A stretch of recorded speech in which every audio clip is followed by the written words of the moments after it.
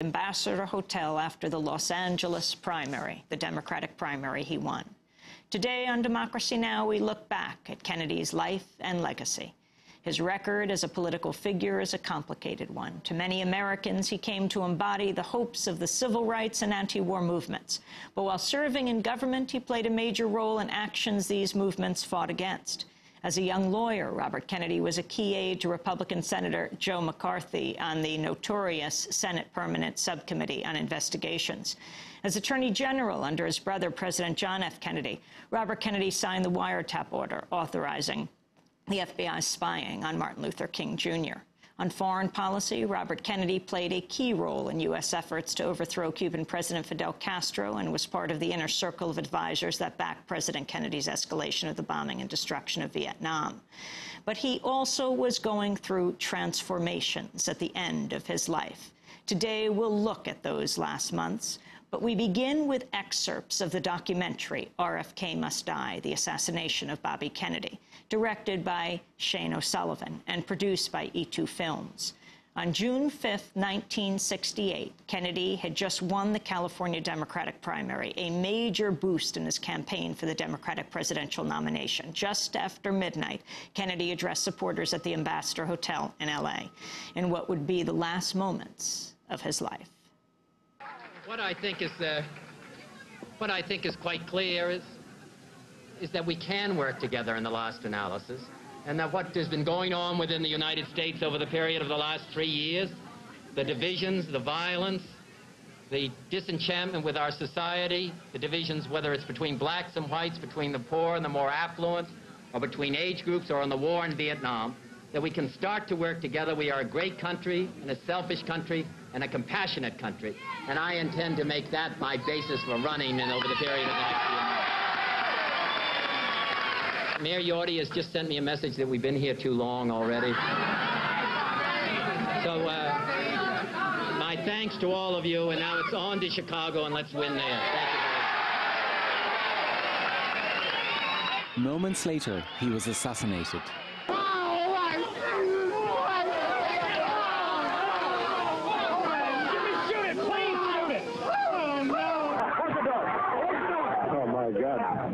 Senator Kennedy has been shot in the head. I am right here. Rafer Johnson has a hold of a man who apparently has fired the shot. He still has the gun. The gun is pointed at me right at this moment. I hope they can get the gun out of his hand.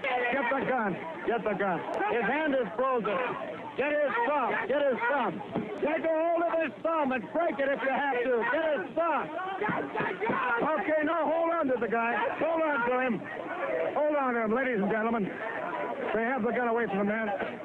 Vincent DePiero was a waiter at the Ambassador Hotel in Los Angeles. He's featured in the documentary RFK Must Die and describes the scene of the shooting. Kennedy, after he got shot with the first shot, his hands went up to his head like that. And he started to spin to his right. The second shot, it appeared the bullet hit him because his right arm went limp. And it went down to the side, and he started falling back towards me. The third bullet, I believe, is the bullet that hit Paul Schrade, because at that point, Paul went down. Carl now has got the gun. He's banging the gun. I'm watching the bullets come out of the gun as every time he hits it, he fires. Goldstein gets hit. What number bullet, I don't remember. He hits me on my right shoulder. I am now falling. And I'm now on the ground. I have Kennedy on my legs. I've got Paul under my left arm, and I've got Goldstein on top of my right shoulder. I'm basically on the bottom of a pile of people. And crying. I was hysterical.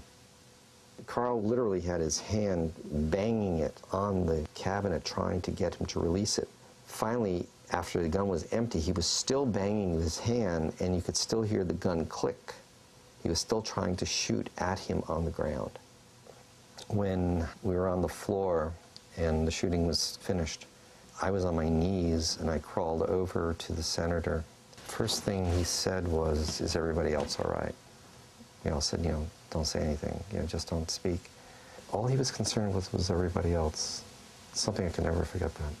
To see a man who knew he was probably going to die, worrying about everybody else. Robert Kennedy was pronounced dead the next day. President Lyndon Johnson would later address the nation in a televised speech. 200 million Americans did not strike down Robert Kennedy last night, any more than they struck down President John F. Kennedy in 1963, or Dr. Martin Luther King in April of this year. But those awful events give us ample warning that in a climate of extremism, of disrespect for law, of contempt for the rights of others, violence may bring down the very best among us. Robert Kennedy's funeral was held at St. Patrick's Cathedral in New York. His younger brother, Senator Ted Kennedy, delivered the eulogy. My brother need not be idealized or enlarged in death beyond what he was in life. To be remembered simply as a good and decent man who saw wrong and tried to right it, saw suffering and tried to heal it, saw war and tried to stop it. As he said many times in many parts of this nation, to those he touched and who sought to touch him, some men see things as they are and say why. I dream things that never were and say why not. Robert Kennedy's death came just 2 months after Martin Luther King's assassination in Memphis. Kennedy had broken the news to supporters of King's assassination while campaigning in Indianapolis and delivered what was to become a famous speech. For those of you who are black and are tempted to be filled with hatred and mistrust of the injustice of such an act against all white people, I would only say that I can also feel in my own heart the same kind of feeling. I had a member of my family killed, but he was killed by a white man. My favorite poet was Aeschylus, and he once wrote, "Even in our sleep, pain which cannot forget falls drop by drop upon the heart, until in our own despair, against our will, comes wisdom through the awful grace of God." What we need in the United States is not violence and lawlessness, but is love and wisdom and compassion toward one another, feeling of justice toward those who still suffer within our country, whether they be white or whether they be black. That was Robert F. Kennedy breaking the news of the Martin Luther King assassination that night, April 4th, 2 months before his own assassination. Kennedy was in Indianapolis when Dr. King was killed. Kennedy's entry into the Democratic race was steeped in controversy. He was challenging his brother, John F. Kennedy's Vice President, Lyndon Johnson, who'd become president following Kennedy's assassination. Kennedy only entered the race after anti-war Senator Eugene McCarthy nearly defeated Johnson in the New Hampshire primary. Faced with a narrow victory and Kennedy's entry, Johnson would drop out of the race just weeks later. This excerpt of the film RFK Must Die features a Kennedy campaign ad and clips from the campaign trail.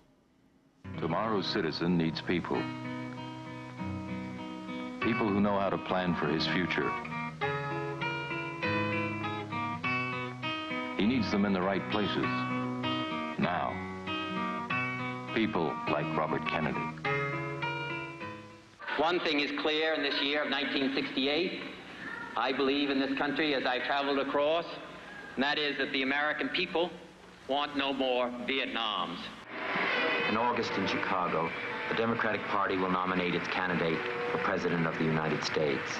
There are two roads to that nomination. One is to seek commitments through discussions with political leaders. The other is to go to the people. I think this is a great country, and I think we've accomplished... Get a hit.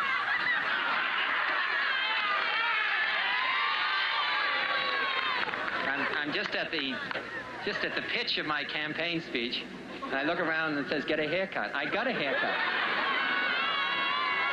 No matter what happens, I got a very tough road ahead. America was a great force in the world with immense prestige long before we became a great military power. The real constructive force in this world comes not from bombs but from the imaginative ideas, the warm sympathies, and the generous spirit of a people. I shall not seek, and I will not accept the nomination of my party for another term as your president. With the president out of the race, Kennedy took to the campaign trail. He started out away from the cities in the heartland of Indiana and Nebraska. Robert Kennedy on a family farm. It costs us that much to produce it. Yes. How can we make the people in the city understand our problems? Well, you elect me president of the United States. Robert F. Kennedy in